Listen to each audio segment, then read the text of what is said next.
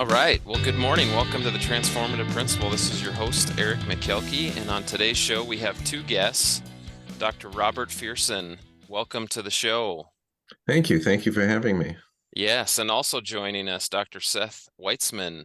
Welcome. Nice to be here from New York. Yes. Yeah.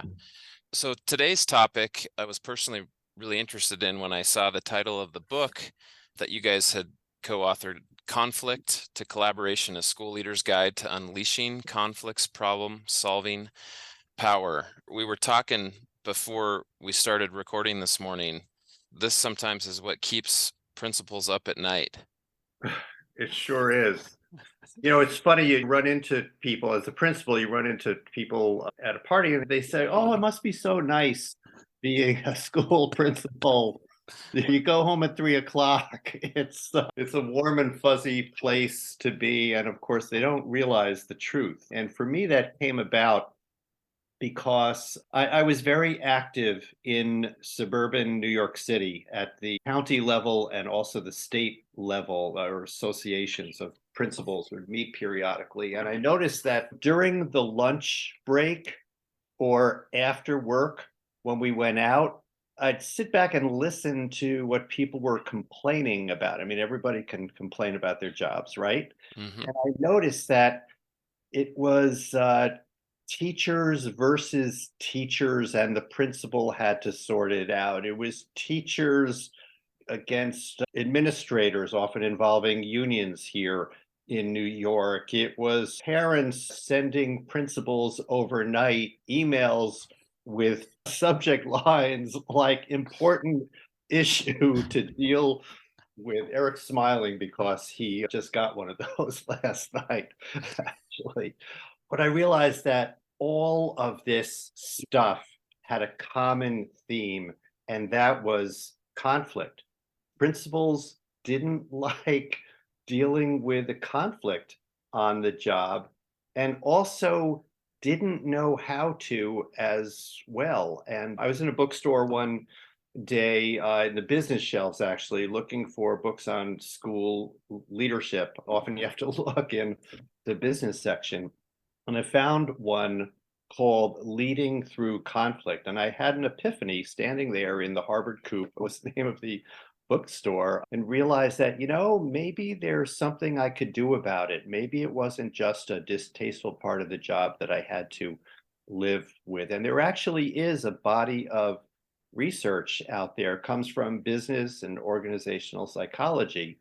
But it, more than anything, the last 10 years that I was a principal, and I was a principal in total 27 years, but it changed my practice more than anything in the last 10 years. And were you middle school level principal, Seth? You can send me condolences, but I loved it, actually. I was a middle school principal in 2 different school districts for a total of 27 years. Rob was a middle school principal as well, and then went on to become a superintendent. Yeah, actually, we met as middle school principal colleagues. And actually, Seth was the middle school principal for my kids. I just remembered that. So I really do have a vendetta here. They were great kids, and one of them just had a baby 2 weeks ago. Thank you. All right, that's a nice connection. So, Rob, where'd your motivation come from with the book, based on your experiences? I think it's twofold. Similarly, from experience, I was a principal, I was an assistant superintendent, I was a superintendent, and certainly a good part of your day as a school leader at any level are filled with the challenges that you don't have on your calendar. You walk in the morning and you think, well, I have to do this, I'll get this done, I'll get that done. And very quickly it kind of dissembles because one issue or another comes up. And it's often the kind of tension between opposing viewpoints, opposing issues, opposing approaches to something. So certainly that is one. And so when Seth and I talked, it was certainly struck a nerve. And the second piece is that I've been working in higher ed, either part-time or full-time, for a good number of years, and working particularly in school leadership programs with aspiring school leaders, principals, aspiring directors, chairpeople, superintendents, et cetera. And they always mention, almost spontaneously at one point or another, that the thing that they are most fearful of is conflict. They worry about how to deal with issues that arise between stakeholders in some level. They worry about dissension and how they'll manage that. They worry about controversial issues and how to approach those things. And even in even principal preparation courses, there is no focus on this topic. So we send people out into the field to learn by experience, and that's not a great way to do it, because what happens is they're unprepared to look at this strategically and to be able to harness conflict for ways to improve their schools. How often do you see that with your aspiring principals, that their fear of conflict leads to avoiding conflict? I think it's very common. I mean, it's right on the tip of their tongue, and it's what they'll tell you that they're most afraid of. And the kind of perspective that we have very often about conflict is that it's a bad thing. So if you are experiencing conflict in some way as a school leader, you've done something wrong. You've made something worse. But the fact of the matter is, as Seth and I learned as we delved into this subject more deeply and thought about our own experiences and reflected upon them in ways that we came out of this productive ways, what you can do is harness conflict. What you can do is address conflict constructively. And when you do that, you do many things that are beneficial for your school. You create better relationships, you foster better communication, you build your school's capacity to solve future problems because you learn how to do these things. In our book, we call this conflict agility, which is basically, Seth often says, it's like a muscle. And if you don't pay attention to it, it becomes unused and deteriorates. But when you exercise these conflict agility strategies, you wind up strengthening that muscle, not just for yourself, but for the school community as a whole. I just want to go back, Eric, before we move on and talk about how school leaders can manage conflict.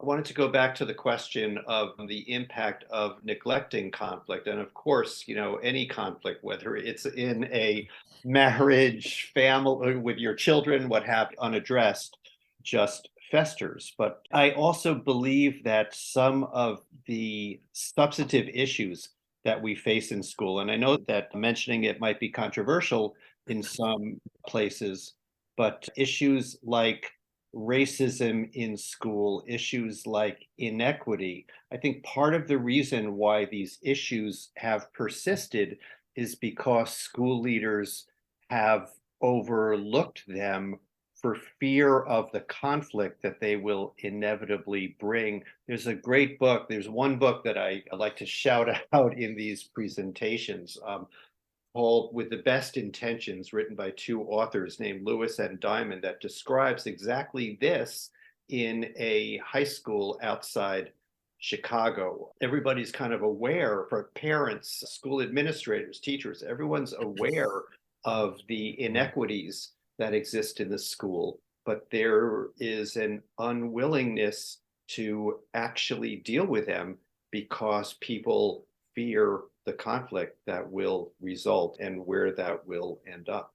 Yeah, it just kind of festers, and sometimes we put our heads in the sand and just hope, Sure. nobody for the brings best. it up. Right. Yeah. Mhm. Yeah. Has the library book situation been as lively on the East Coast as it has been in the West with banning books? I don't think so. There are, in the county that I live, just north of New York City, Westchester County, there's one school district in particular, but no, opening up a newspaper, the book banning issue, CRT, also has not been the kind of hot button issue that it's been elsewhere in the country. But I think what we've experienced at least in this area in New York and probably surrounding the metropolitan New York City area, is discussions that sometimes get heated over, first of all, during COVID. Certainly there were many controversies about when schools should open, shouldn't open, under what conditions, et cetera. But what's come out of that too is a controversy about social emotional learning, its place in the curriculum, what it means, how it should get done. Even the term itself is kind of a hot button issue, which is one of the things that we talk about in terms of strategies, is how to de-escalate those kinds of conversations and turn them into productive discussions. Yeah. It's interesting to us that we wrote the book 2 years ago. I think we pressed submit and sent the manuscript on to the editor, and the manuscript was about the run-of-the-mill school conflict that we've been describing among stakeholders in the school. But within 6 months after we submitted the manuscript, the kinds of political strife, CRT, book banning, etc., had reached national headlines. It's interesting. Rob and I sometimes we ask ourselves a question: when is this the worst period of school conflict in the United States in terms of conflict into the national headlines? And you have to go back quite a few years, we think. I mean, 1954, Brown versus Board of Education and desegregation in the 1970s. This has been a difficult period to be a school leader. Yeah, definitely things that I don't know that anyone was prepared to have conversations about and think would become such big topics. And really some of those conflicts go way beyond the in-house conflicts with students and staff and parents, and it's more of community-wide or statewide or national conflicts. So I mentioned a little bit, guys, that sometimes leaders will avoid conflict, but how else do you see principals approaching conflict? What other approaches are there besides just avoid it and hope for the best? Well, we say there are 3 basic approaches. There are the 3 A's, we call them. One is avoidance. It takes many forms. We've all probably known school leaders who set up committees, ask you to join, and you go, I don't know if I want to join this, because the committee's not going anywhere. They're going to deliberate the issue, and when it comes to recommendations, at some point it gets buried. That's a form of avoidance, right? So avoidance takes lots of different forms. The second A, we call aggression. I'm surprised, as also teaching in an ed leadership program at Mercy College here in New York, how many of my students, who are all teachers at this point, aspiring school leaders, talk about the aggressive approach to conflict from their principals. And it's everything from, yes, screaming, I can't believe it, as if they think that there's something to be gained, just outright yelling at school staff. But it's beyond that. We also say it's using the incentives and disincentives, institutional incentives and disincentives, in order to coerce an outcome. So, for example, who gets the best parking space assigned? Who gets the preferential teaching schedule? What was your end of year rating? I mean, these are the kinds of incentives and disincentives that principals sometimes use in order to coerce an outcome. We say that's a form of aggression as well. And then the third A, as Rob began describing before, is addressing the school conflict. That's being upfront and honest, at the same time respectful of each other. We kind of put the approach into 2 different categories. One are the leadership strategies that can be employed, and we have quite a number of them in our book. And the second is a protocol that we adapted from design thinking, which actually comes from the field of engineering, but can be used in a productive way to take on some of the controversial issues we face. Is it safe to say we should shoot for addressing over avoidance and aggression? Is that always the better choice? Very safe to say. Yeah. I mean, there are times, actually, the serious answer, this is kind of a in the weeds, but sometimes it does make sense to avoid. You have the phrase, that's not the hill I want to die on. You know that phrase? Mm-hmm. Yeah. Sometimes it does make sense. You can't take on every issue. And we also say in our book that it also is sensible at times to pick the low-hanging fruit, to use another metaphor. We say start by taking on the less consequential conflicts in a school until the faculty gets more accustomed to that and confident in their ability to listen to each other and to reach a resolution. I did that as a school principal. Actually, it's where I started. I began faculty meetings with, I called it for the good of the order, or they kind of mocked that for some reason. I changed it to for the school, for the good of the school. And I invited teachers to bring up issues as long as they were school-wide issues, not my own particular problem, in my classroom or department, what have you. And as long as they were going to make themselves part of the solution, you couldn't just point fingers or offload the problem onto the school administrators. So I would actually solicit issues, and we'd spend the first 10 minutes of a faculty meeting in a community problem-solving exercise. So a teacher might stand up, this is middle school, right? What they look like in the spring.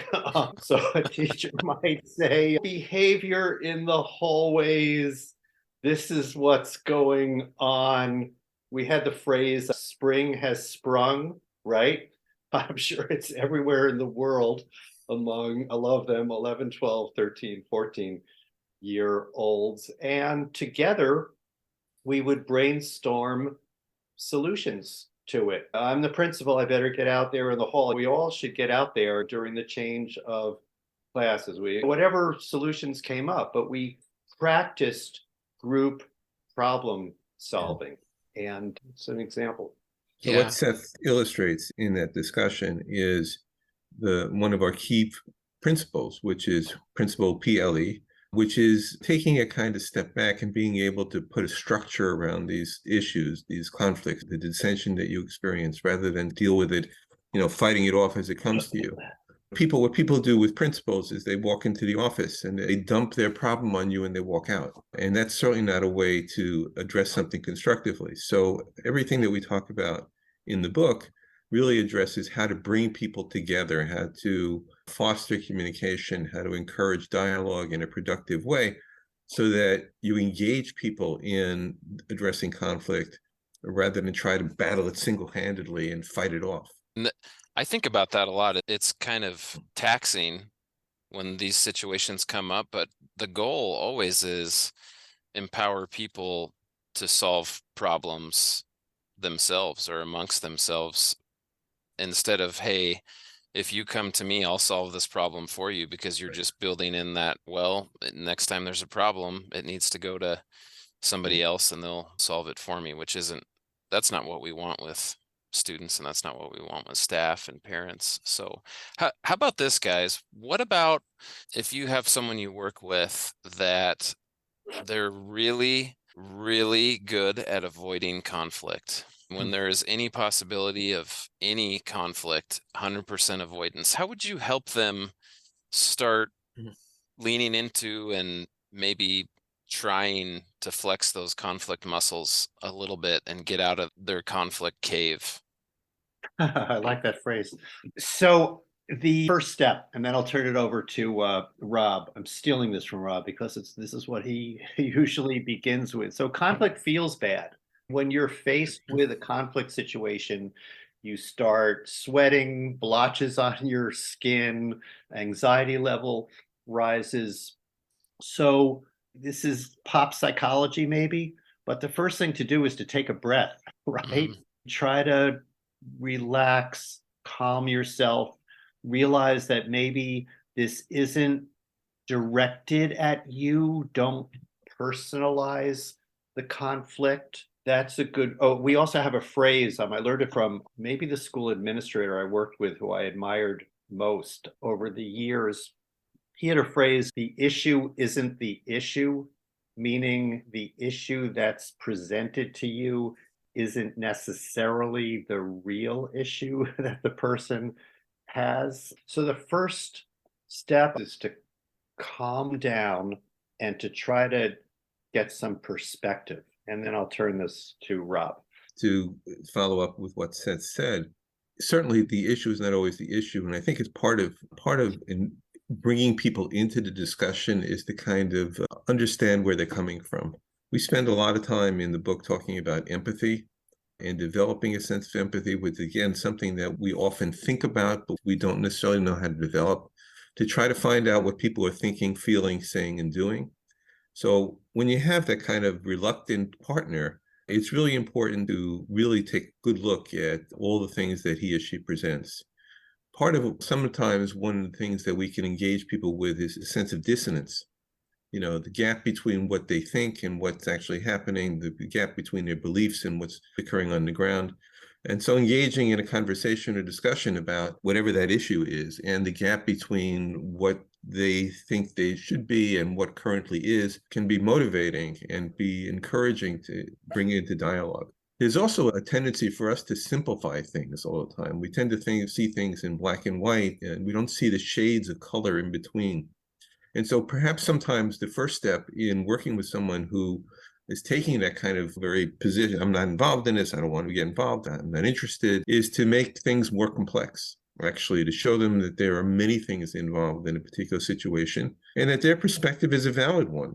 You know, you could say something like, I understand where you're coming from, and it's a valid opinion, although not necessarily one I agree with. Inviting them to engage in deeper discussion. So we make it more complex. We make it a little bit more complicated than just yes or no.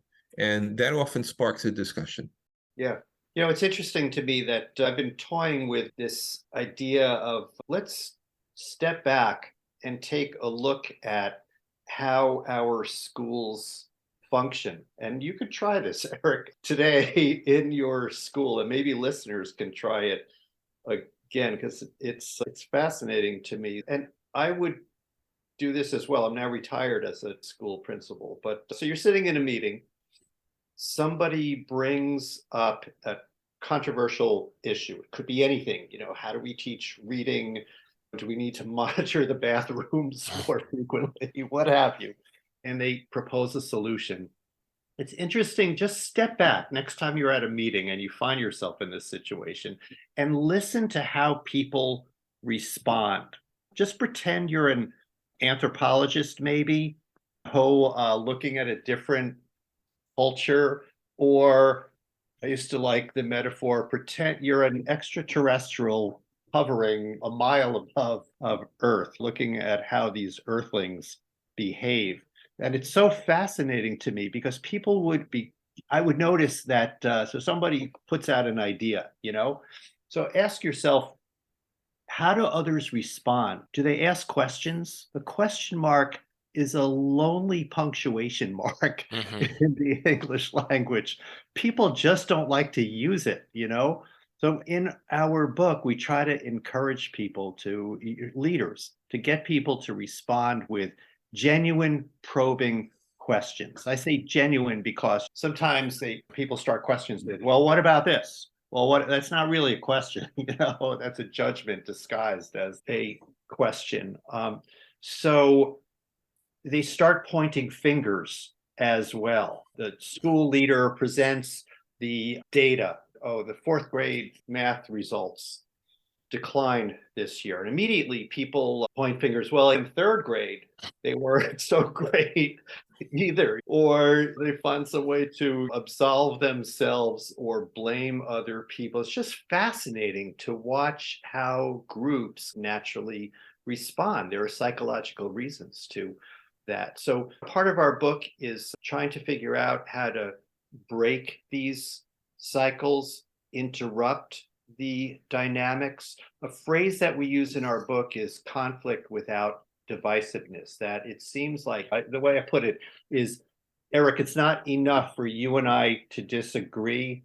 If you're going to disagree with me, I also have to put you down. You're a worse person. You're less intelligent than I am. Obviously, I'm more handsome than you also. You know, the list goes on and on. Of course, it doesn't have to be that way. And we have some suggestions in our book for leaders to establish a new professional norm in the school, that we can disagree with each other, But people say, well, disagree respectfully. And of course, that's true. But we have specific strategies that people can use in order to make that come to life. Seth, I was going to tell you, I sometimes feel like what you were describing, just observing a conflict in a group, because as a new principal, I kind of feel like an observer because there's certain dynamics, and I'm thinking especially among the staff, where you're just watching and observing and noticing body language and tone and who crossed their arms and who's clenching their fist. And so I can relate to that. We're working through, we've started a building leadership team. We call it the Guiding Coalition.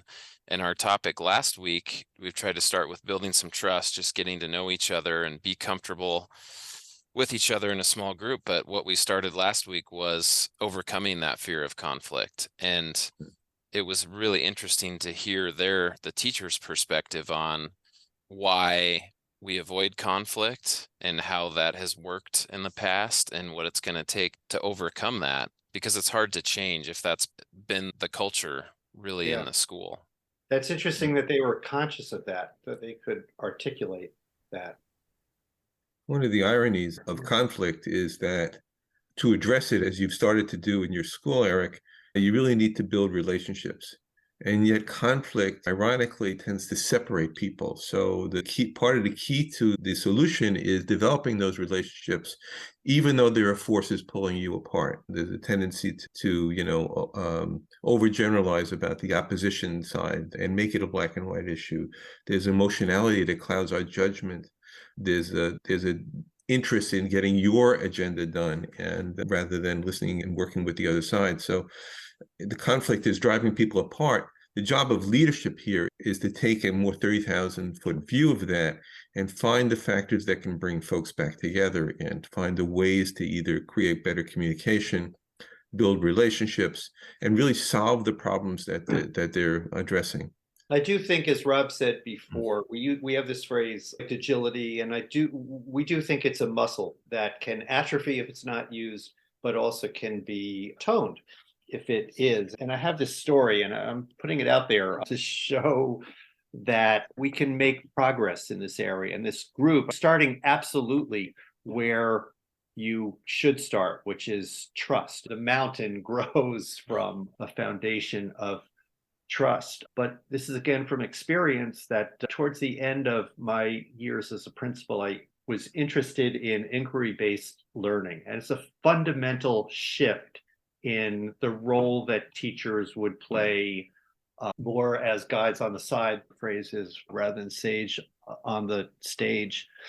And we really did something tremendous in a short period of time and transformed the way that children end the school year, all 1,200 of them in 3 grades. And I'm positive that the reason why we were able to accomplish this was that we had learned how to deal with conflict.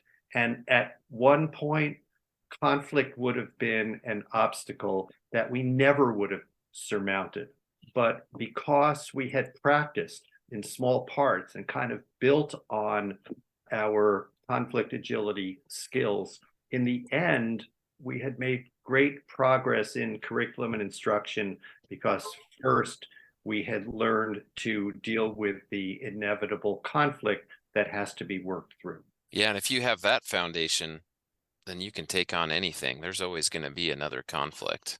Sure, absolutely. Yeah. Can you guys tell me, you mentioned at the start of the conversation about the design thinking that came from the engineering field.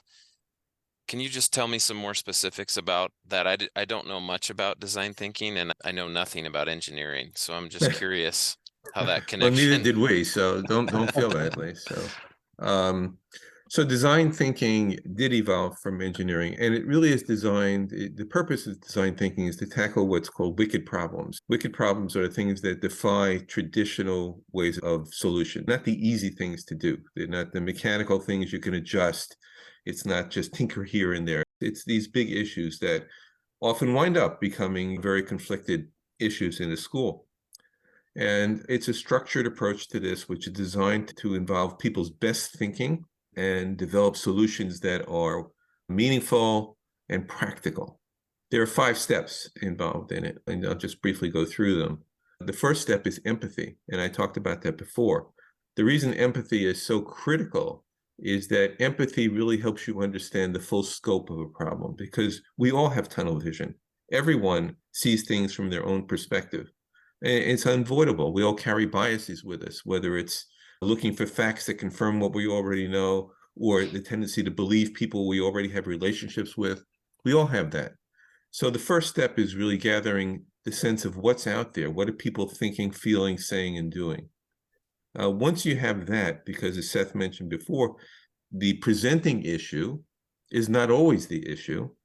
And often there's an underlying values issue, perspective issue, organizational history issue that's motivating it. So once you have that empathy information, you begin to define the problem more clearly. So that's the second step, is define. Once you have the definition, the third step is to what we call ideate. So ideate is a process where we call it thinking. There's thinking inside the box. Then people who oppose that say you have to think outside the box. We say ideate is thinking without a box at all. It's pure thought. It's really, what are the possibilities here?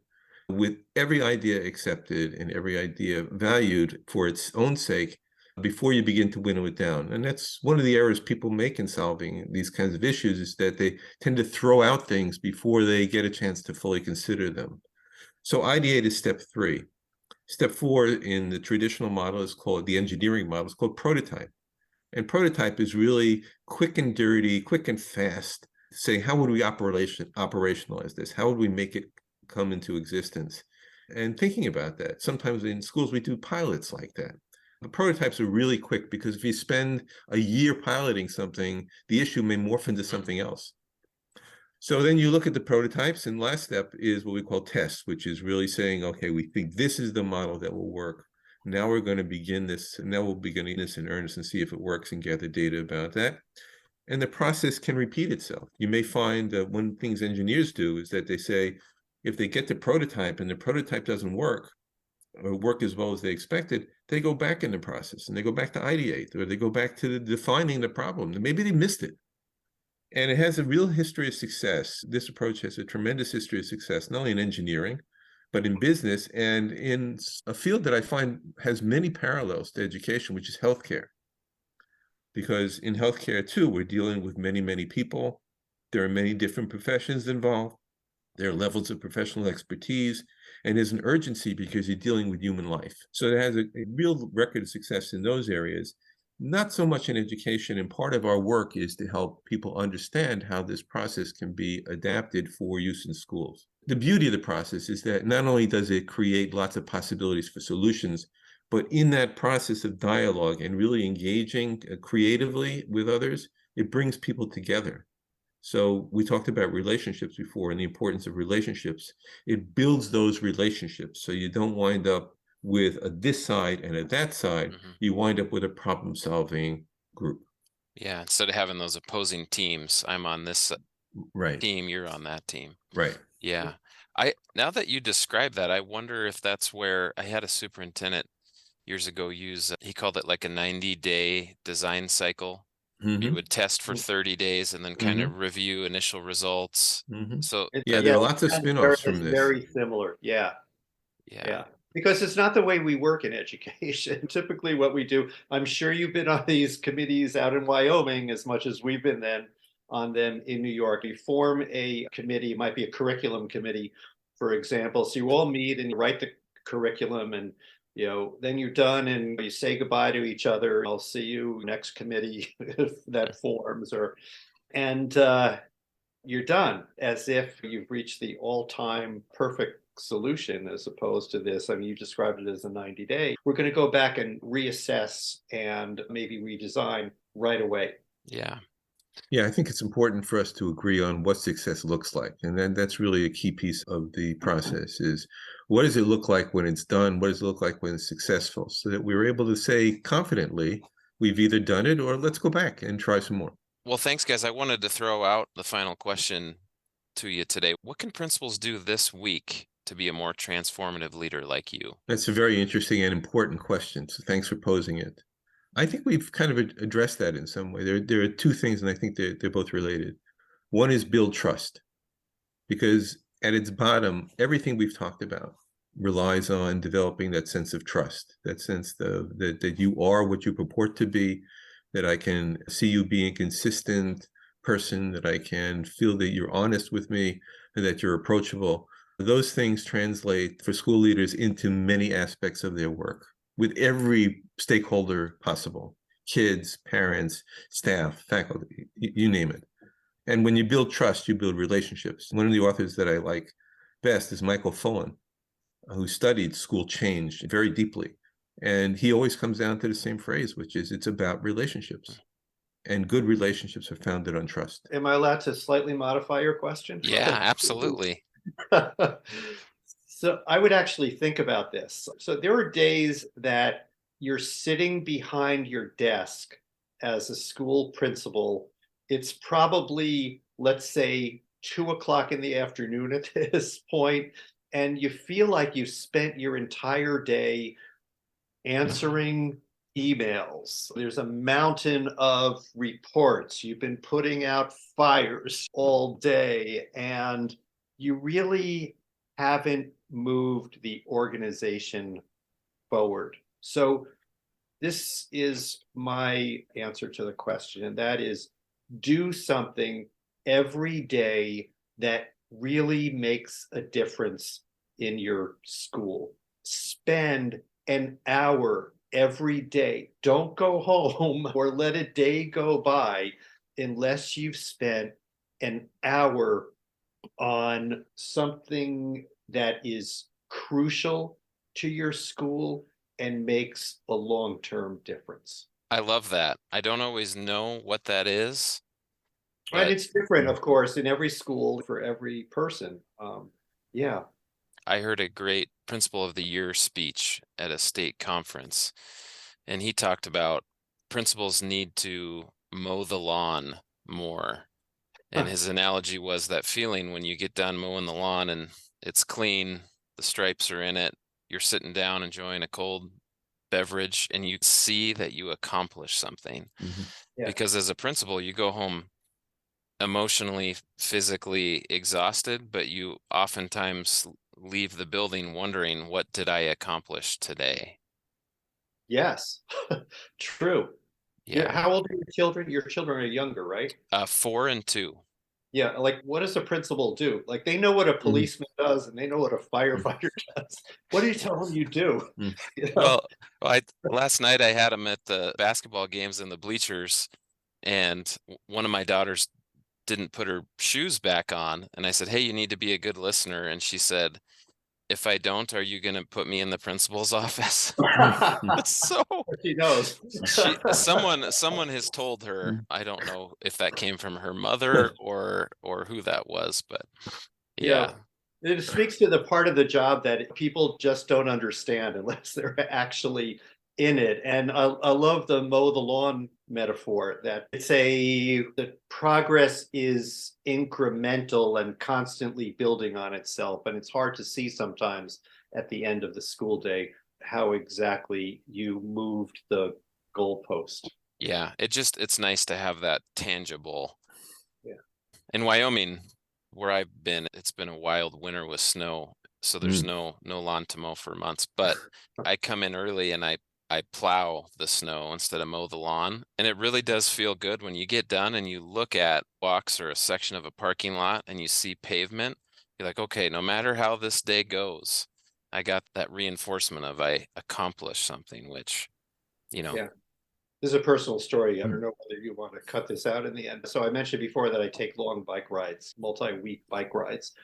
And I normally mow the lawn, but my wife started mowing the lawn in my absence.